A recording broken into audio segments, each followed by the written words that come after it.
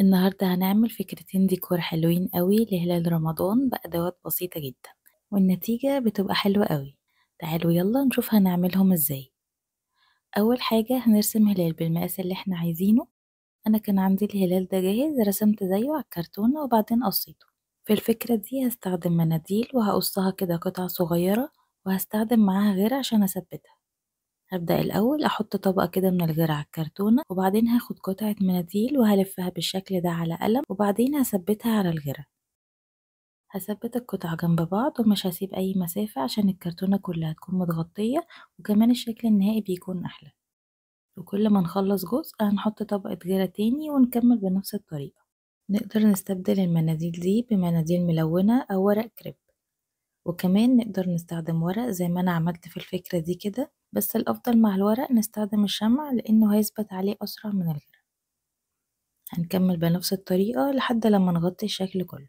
عملت بقى هلال تاني بنفس المقاس، وبعدين جبت قطعة خيط خيش وثبتها بالشمع كده في ظهر قطعة منهم، وبعدين حطيت شمع على الأطراف وثبت الهلال التاني عليه بالشكل ده. شكله بقى تحفة ولذيذ جدا. ممكن تعملوه بقى بأي ورق موجود عندكم، وهيبقى فرصة حلوة تستغلوا ورق أي كتب أو كشاكيل قديمة وتعملوا منها ديكور تحفة.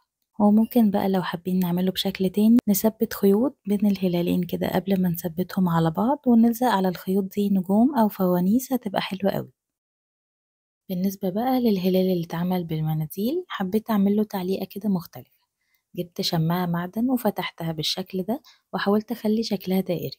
ممكن تستخدموا بدلها سلك أو طارة تطريز أو أي قطعة كرتون. وفي النص كده لفيت خيط خيش بشكل عشوائي كذا لفة كده على بعض. طبعت بقى كلمة رمضان كريم وهفرغها على الفوم. وبالمناسبة بقى أسهل طريقة عشان نقدر نفرغ أي كلمة كده بالشكل ده إننا هنحدد الكلمة كلها بقلم رصاص، وبعدين هنقلب الورقة ونحطها على ظهر الفوم. هنضغط عليها بأي حاجة كده هنلاقي كلام الطبع على الفوم بكل سهولة ونقدر نفرغه.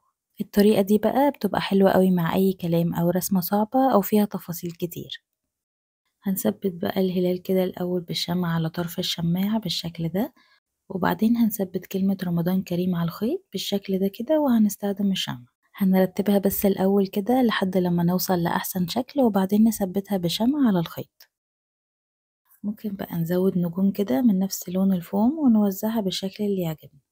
حبيت بس أعدل كده شكل الشماعة من مكان التعليق من فوق، هو بس كده. بجد شكلها خطير، ولو زودنا عليها كمان فرع ليد كده ولفيناه على الشماعة هيكون شكله تحفة. قولولي بقى رأيكم وإيه الشكل اللي عجبكم أكتر.